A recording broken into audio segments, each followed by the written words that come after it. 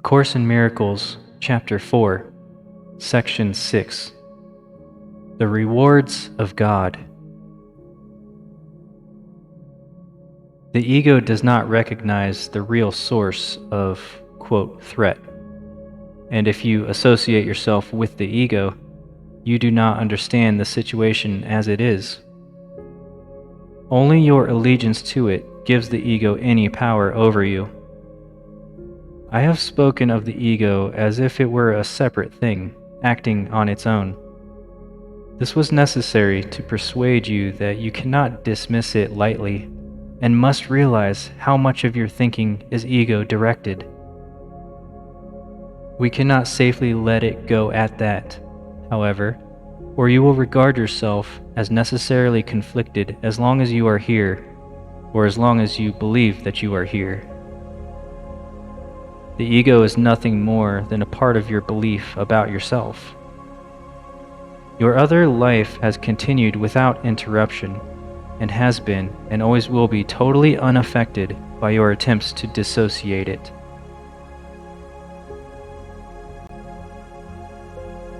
In learning to escape from illusions, your debt to your brother is something you must never forget. It is the same debt that you owe to me. Whenever you act egotistically towards another, you are throwing away the graciousness of your indebtedness and the holy perception it would produce. The term holy can be used here because, as you learn how much you are indebted to the whole sonship, which includes me, you come as close to knowledge as perception can. The gap is then so small that knowledge can easily flow across it and obliterate it forever.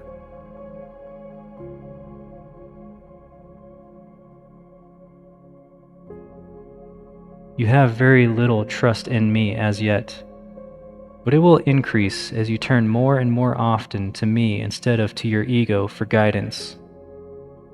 The results will convince you increasingly that this choice is the only sane one you can make.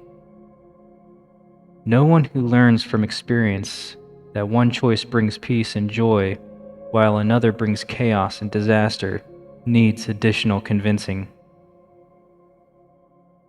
Learning through rewards is more effective than learning through pain, because pain is an ego illusion and can never induce more than a temporary effect. The rewards of God, however, are immediately recognized as eternal. Since this recognition is made by you and not the ego, the recognition itself establishes that you and your ego cannot be identical. You may believe that you have already accepted this difference, but you are by no means convinced as yet. The fact that you believe you must escape from the ego shows this, but you cannot escape from the ego by humbling it or controlling it or punishing it. The ego and the spirit do not know each other. The separated mind cannot maintain the separation except by dissociating. Having done this, it denies all truly natural impulses, not because the ego is a separate thing, but because you want to believe that you are. The ego is a device for maintaining this belief, but it is still only your decision to use the device that enables it to endure.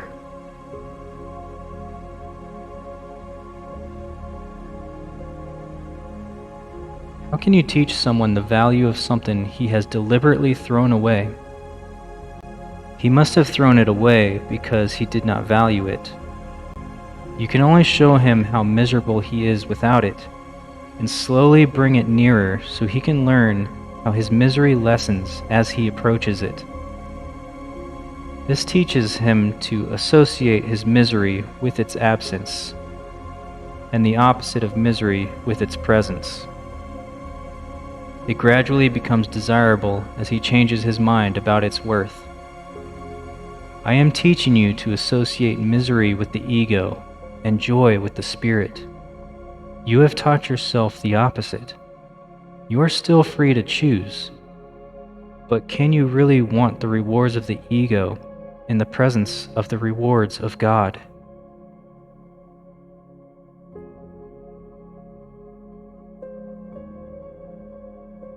My trust in you is greater than yours in me at the moment, but it will not always be that way.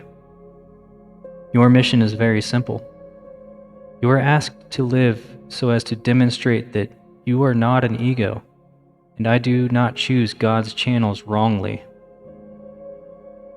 The Holy One shares my trust and accepts my atonement decisions because my will is never out of accord with His. I have said before that I am in charge of the atonement. This is only because I completed my part in it as a man and can now complete it through others. My chosen channels cannot fail because I will lend them my strength as long as theirs is wanting.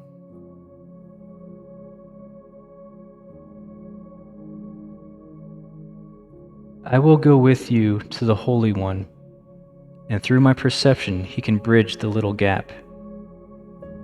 Your gratitude to your brother is the only gift I want.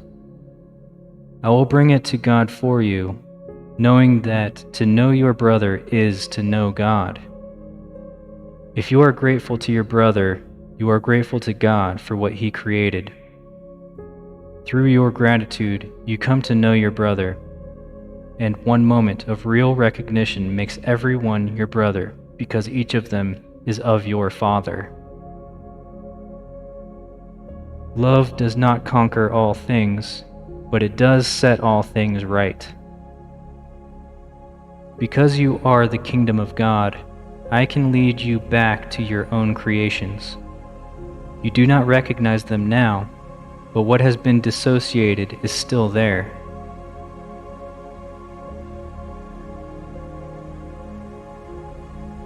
As you come closer to a brother, you approach me, and as you withdraw from him, I become distant to you.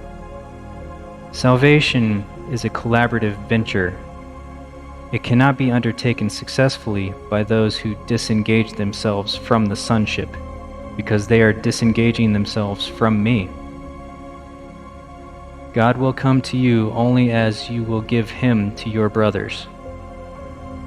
Learn first of them, and you will be ready to hear God.